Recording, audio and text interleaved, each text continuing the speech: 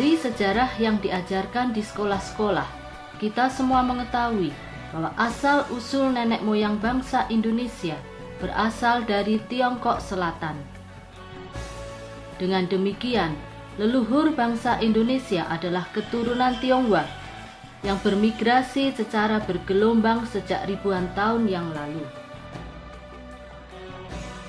Inilah yang hendak disembunyikan dan dihilangkan selama 32 tahun dalam pemerintahan Orde Baru.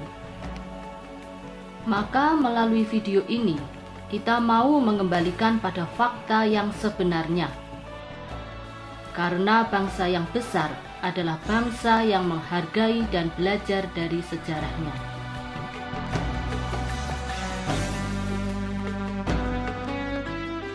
Dengan bermodalkan perahu berjadi, nenek moyang kita mengarungi lautan yang luas dari Tiongkok Selatan sampai ke Kepulauan Nusantara, menjadi cikal bakal suku-suku di Indonesia.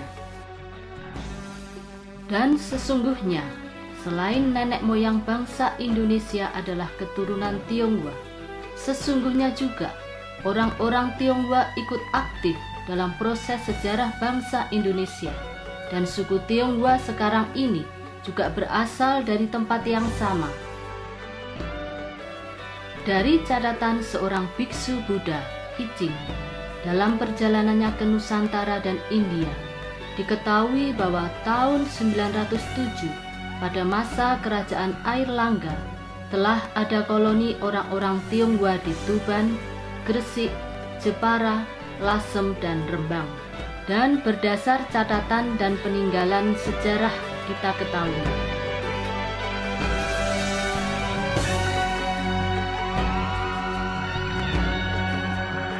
pada abad ke-15 zaman dinasti Ming, di tahun 1407, armada Laksamana Cheng Ho berlayar ke Nusantara membentuk koloni muslim di Sambas dan Palembang dan menumpas para bajak laut. Dalam perjalanan selanjutnya, armada Cheng Ho juga mendarat di Jawa. Di Semarang ada kelenteng terbesar peninggalan budaya Cheng Ho, yaitu kelenteng Sampokong di Gedung Batu, Semarang.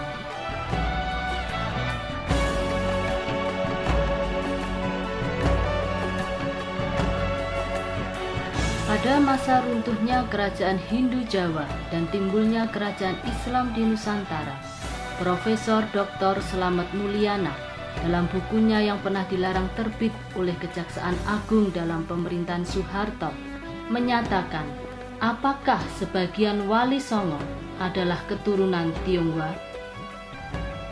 Sunan Ampel atau suhu dari Ampel, nama Tionghoanya Bong Suihu.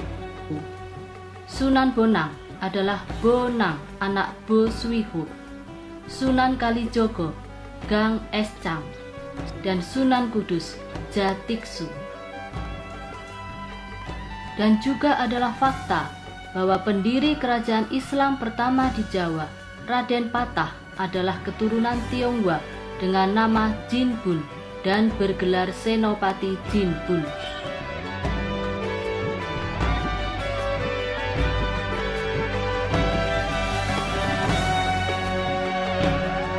Di Jawa Tengah pada masa pemerintahan kolonial Belanda, Oei Tiong Ham adalah seorang konglomerat yang dilahirkan di Semarang, Jawa Tengah pada tanggal 19 November 1866. Ia sangat tersohor pada dekade pertama abad ke-20 sebagai pemilik perusahaan Oei Tiong Ham Concern dan NV Kian Guam, yang keduanya berpusat di Semarang dan memiliki sejumlah anak perusahaan di bidang perkebunan tebu dan pabrik gula, perbankan, asuransi, dan bidang impor bahan-bahan pokok. Oei Tiong Ham juga ikut mendirikan Tionghoa Sanghui atau Kamar Dagang Tionghoa dan selama beberapa tahun ikut aktif di dalamnya. Ia juga aktif dalam dunia pendidikan, menjadi pengurus dari Hua Ing Chun Si atau Chinese English School di Semarang. Sekolah ini didirikan untuk menampung lulusan-lulusan dari Tionghoa Huikuan yang ingin melanjutkan sekolahnya sampai perguruan tinggi. Dari sini dapat kita simpulkan bahwa orang Tionghoa adalah nenek moyang bangsa Indonesia dan tokoh-tokoh dalam perjalanan sejarah kita.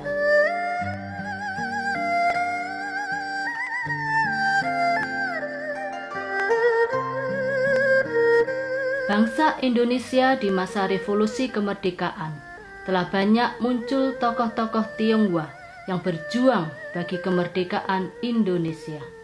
Kami, putra dan putri Indonesia, menjunjung bahasa persatuan, bahasa Indonesia. Sumpah Pemuda 28 Oktober 1928 adalah tonggak lahirnya bangsa Indonesia. 5 orang pemuda dari suku Tionghoa hadir dan aktif sebagai panitia Kongres Pemuda Indonesia kedua ini.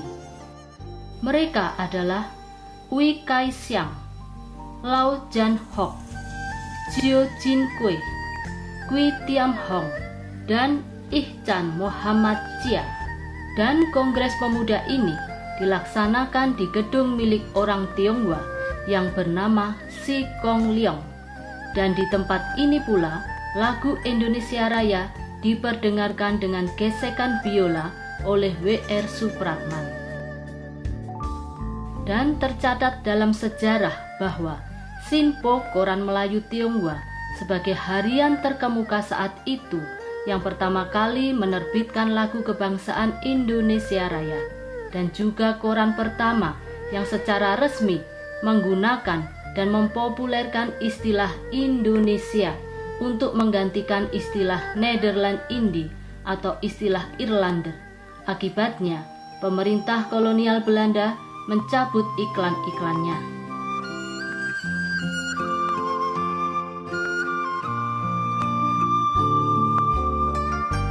Pada tanggal 29 April 1945, dibentuk Badan Penyelidik Usaha Persiapan Kemerdekaan Indonesia atau BPUPKI yang dipimpin oleh Dr. Rajiman Widyodiningrat. Ada 4 tokoh Tionghoa yang aktif di BPUPKI: Lim Kun Hian, Tan Eng Hwa, Ui Tiang Chu, dan Ui John Hao. BPUPKI inilah yang merancang Undang-Undang Dasar 45 sehingga mereka dapat disebut sebagai Bapak Pendiri Bangsa. Dan satu tokoh Tionghoa yang duduk sebagai Panitia Persiapan Kemerdekaan Indonesia atau PPKI, Dr. Randes Yam Chuan Bing. PPKI inilah yang mengesahkan dan mengangkat Insinyur Soekarno dan Dr. Andes Muhammad Hatta sebagai Presiden dan Wakil Presiden pertama di Indonesia, serta mengesahkan Undang-Undang Dasar 1945 sebagai Konstitusi Indonesia. Aklamasi kami, bangsa Indonesia, dengan ini menyatakan kemerdekaan Indonesia. Hal-hal yang mengenai pemindahan kekuasaan dan lain-lain diselenggarakan dengan cara saksama dan dalam tempo yang sesingkat-singkatnya. Jakarta, 17 Agustus 1945, atas nama bangsa Indonesia, Soekarno, Hatta. Dalam peristiwa proklamasi kemerdekaan Indonesia, tercatat nama Chiu Ki-siong karena di rumahnya di Rengas Dengklok inilah draft proklamasi dituliskan di atas kertas, dan di rumah Chiu Ki-siong ini pula Ibu Fatmawati menjahit bendera pusaka merah putih.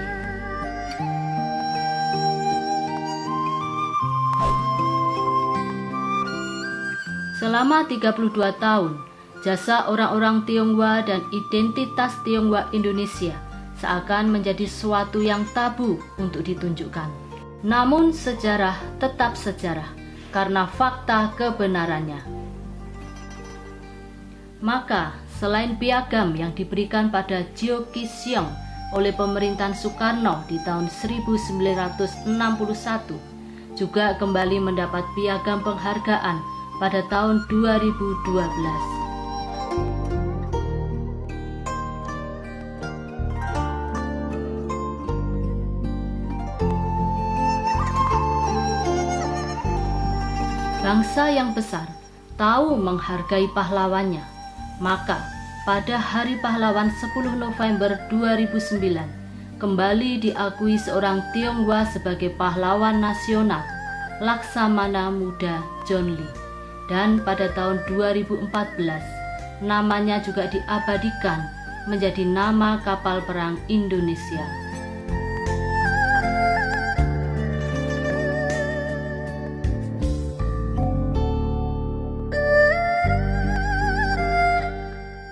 Di era kemerdekaan, hampir di setiap lini kehidupan bangsa Indonesia selalu muncul orang Tionghoa yang menjadi tokoh di bidangnya dan menjadi kebanggaan bangsa. Kita pun tidak menduga dalam beberapa kesempatan Gus Dur, tokoh Nahdlatul Ulama dan Presiden keempat Republik Indonesia, dengan terus terang mengaku sebagai keturunan Tionghoa.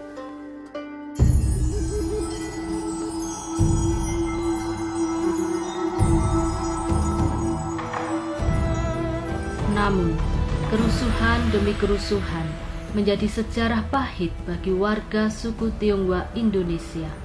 Dan kerusuhan Mei 1998 kembali suku Tionghoa menjadi kurban. Bukan hanya harta benda dan nyawa, namun juga kehormatannya sebagai sesama warga Indonesia telah dinistakan. Kerusuhan Mei 1998 adalah noda hitam bagi bangsa Indonesia. Kerusuhan terhadap warga suku Tionghoa Indonesia yang masih saja terjadi diyakini masih ada masalah mendasar yang perlu diatasi secara tuntas dan selamanya.